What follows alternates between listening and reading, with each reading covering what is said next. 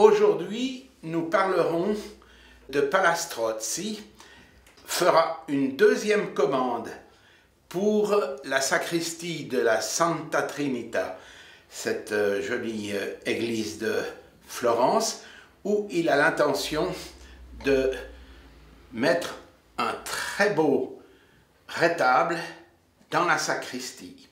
Ce rétable, il a confié à Fra Angelico de faire cette peinture. Alors, ici vous le voyez avec les pinacles et la prédelle dessous.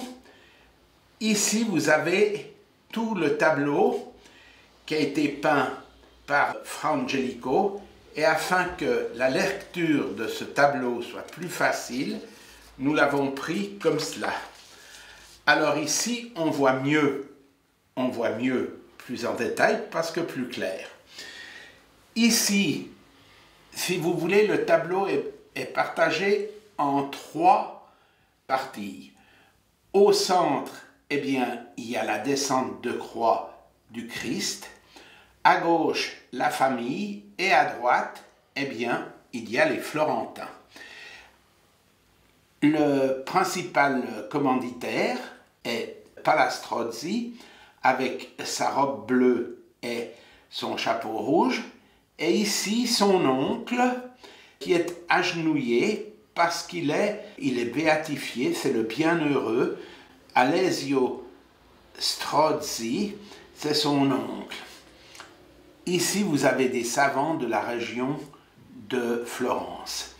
Là vous avez la descente de croix avec Joseph d'Arimathie, Saint Jean, Marthe, le Christ, Marie-Madeleine, la maman du Christ, Sainte Marie, et ici Nicodème, et là vous avez un personnage très étrange avec un béret noir.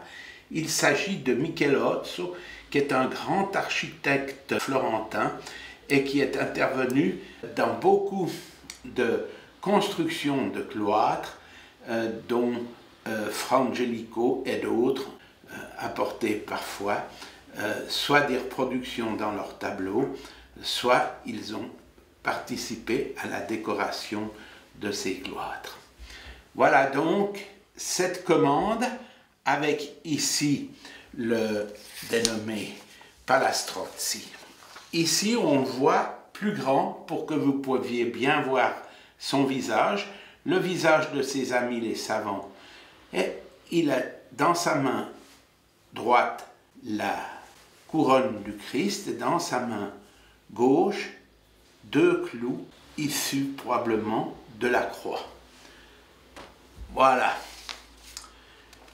Il faut dire que pour faire tous ces tableaux, le Fra Angelico a eu un maître. Son maître, c'était Don Lorenzo Monaco, Don Lorenzo le moine, qu'il a connu dans le couvent où il habitait, en dessus de Florence, à Fiesole.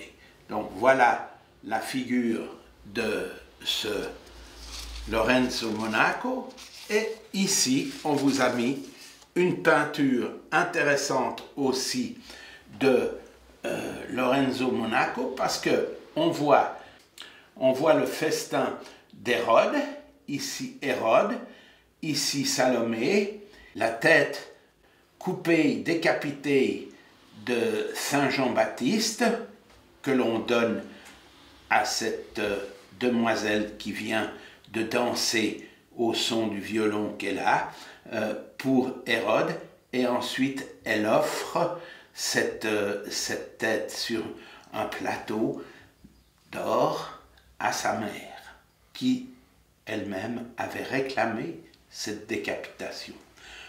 Par contre, on peut voir le joueur de violon tout à fait tiré de l'époque qui nous intéresse, c'est-à-dire le début de la Renaissance, avec son violon, ses habits, la façon dont il est habillé, vous voyez ses chausses, vous voyez ses bas, et ici vous avez une tour, ce qui est très caractéristique des habitations florentines. Les gens habitaient dans ce qu'on appelle des casa torre, c'est-à-dire des tours d'habitation qui comprenaient parfois jusqu'à 4 étages.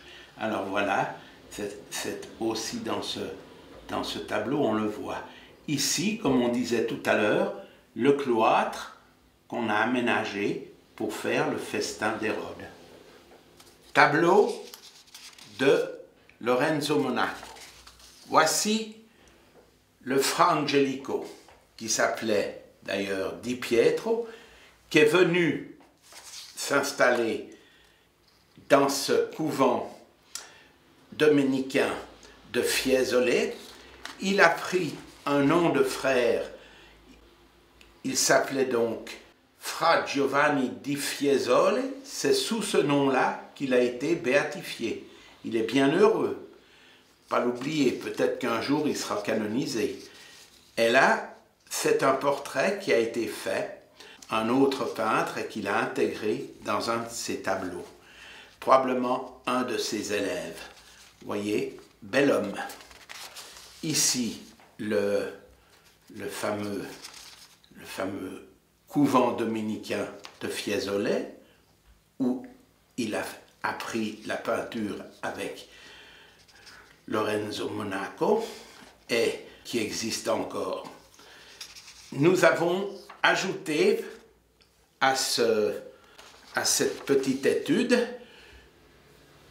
un autre retable qui, lui, figurait dans la sacristie de ce couvent et qui est aujourd'hui à Madrid. Nous vous le montrerons tout à l'heure. C'est intéressant de constater la qualité de cette peinture. Et ici, nous avons relevé la partie gauche, nous vous l'avons agrandi pour vous montrer que Fra Angelico avait repris les attitudes d'Adam et Ève et du petit ange de la peinture faite par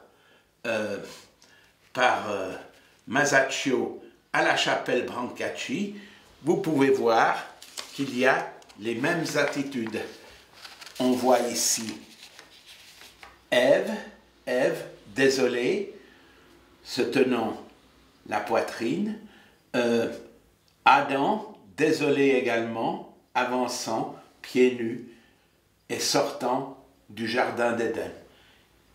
L'ange protecteur est en dessus d'eux. Voilà. Pour terminer, je vous remets ce retable qui normalement devait être dans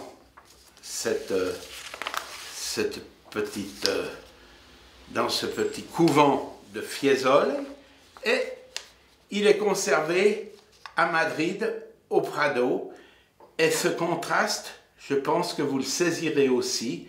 Voyez que, bon d'accord, il est conservé, il est là, bon il est bien là, tous les gens peuvent le voir et tout, mais il n'est pas à sa place. C'est bien ça qu'il faut dire. Nous terminerons cette petite vidéo avec une animation sur le tableau de la descente de croix de Fra Angelico qui suit directement cette vidéo. Je vous souhaite une bonne fin de journée et j'espère que ça vous aura intéressé.